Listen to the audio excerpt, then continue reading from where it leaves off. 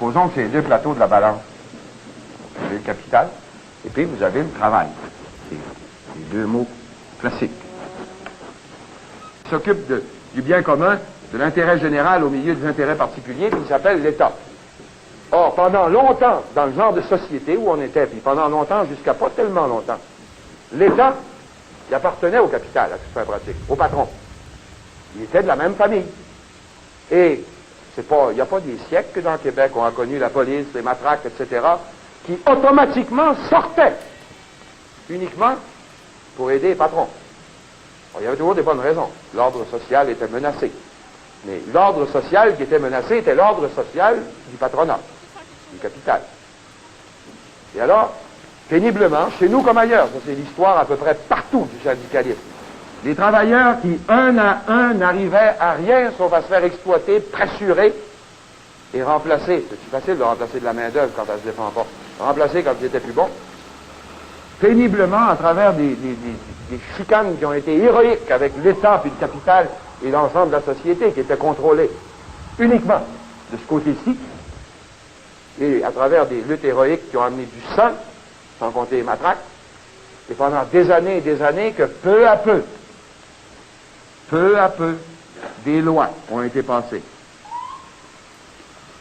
La loi du salaire minimum, par exemple, peu importe qu'elle soit insuffisante, c'était une sorte de révolution quand la loi du salaire minimum est arrivée. Le salaire, parce qu'il faut tout de même avoir assez pour vivre dans une société où on parle continuellement de progrès technique, de progrès de la production, et il faut tout de même que ça soit distribué un peu à ceux dont la seule marchandise, c'est leur travail. C'est quand même marchandise essentielle. C'est tout ce qu'ils ont à mettre sur le marché. Au moins que ce soit comme les autres, qu'ils aient la possibilité que ce soit reconnu à un prix qui soit équitable. Disons que, au moins le salaire minimum est le symbole de ça, mais aussi les conventions collectives, les contrats, qui ne viennent que par la force unie des travailleurs. Ben, ça fait partie de la dignité.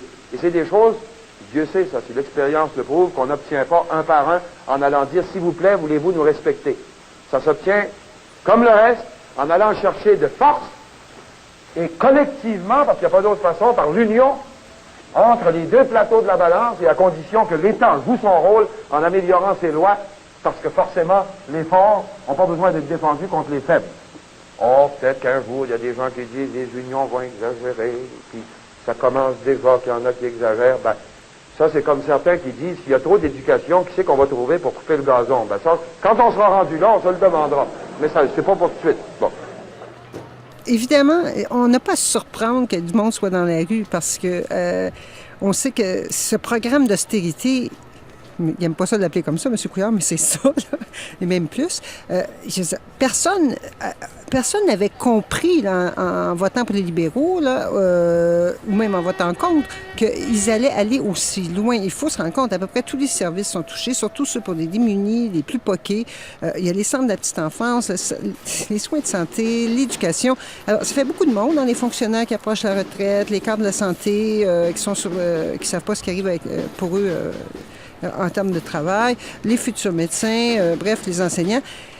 C'est leur droit démocratique de protester. Donc, qu'ils soient dans la rue, c'est assez compréhensible. Sauf que, est-ce que le moment est le bon? Je ne suis pas sûre que le niveau de frustration est encore assez élevé pour provoquer une mobilisation comme il y en a eu au printemps 2012. Alors, on discute beaucoup du moment des grèves étudiantes et tout ça. Je pense qu'il y a eu quelques dérapages, l'intimidation de certains étudiants, de la casse à quelques endroits. Et ça, c'est très mauvais toujours parce que ça donne des arguments au gouvernement pour justifier ces méthodes fortes.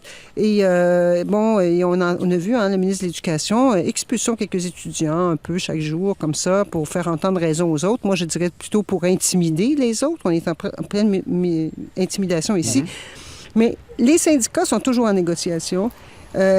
S'ils espèrent des concessions, ce dont on doute, ils ne peuvent pas monter aux barricades maintenant. Il y a quand même aussi des règles à suivre dans ces choses-là. Et au final, je pense que ce gouvernement-là, oui, récolte les fruits de son approche rouleau compresseur, mais pour le faire reculer, je pense qu'il faudra plus que des sondages ou plus que une mobilisation étudiante. Il faut vraiment un large mouvement de mobilisation qui dépasse les rangs étudiants et syndicaux. J'ignore si ça pourra se produire avant que les gens ressentent personnellement les effets des compressions. Est-ce que là, ça va être rendu trop tard? C'est un gouvernement qui a vraiment un programme politique qui est totalement axé sur les finances publiques, la réduction du fardeau fiscal, qu'on va offrir, soit dit en passant, avec les économies faites sur le dos de tous ceux qui vont perdre des services, etc. Et il doit, pour réussir, que ça se fasse vite, que ces réformes réussissent. Donc, il est très déterminé. Donc, à moins d'une mobilisation rapide, et aussi qui dépasse les syndicats et les étudiants, je ne suis pas sûre qu'il va reculer. Donc, c'est vraiment une course contre la montre, à mon avis. Mais si on a un syndicat, justement, on a partout sa force entre ses mains, puis si on est des gens responsables, il y a des gars qui abusent, ça peut arriver. Ça arrive chez les patrons, ça peut arriver chez les syndiqués. Ben, évidemment, il y a des bandits aussi dans les grands chefs syndicaux, par-ci, par-là, beaucoup plus rares que certains le disent. N'oubliez pas qu'il y a des grands journaux qui appartiennent à des grands patrons, puis ils sont de ce côté-ci de la balance.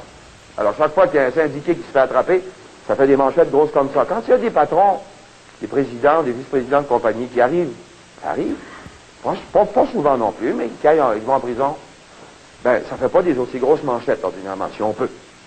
Puis personne va dire, à cause du fait qu'il y a un président ici ou un vice-président là, qui se font prendre la main dans le sac à quelques moments, que l'entreprise privée est devenue contaminée. On dit, il y a des gars contaminés, puis on les sort, comme il y en a dans toutes les professions, dans tous les métiers. Ça peut arriver aussi, dans le syndicalisme.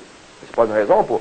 c'est à peu près comme un gars qui dirait, ben, je vais jeter le bébé avec l'eau de la baignoire parce qu'il y a une mouche dans l'eau. Le syndicalisme demeure une chose absolument essentielle, vitale, l'union des gars.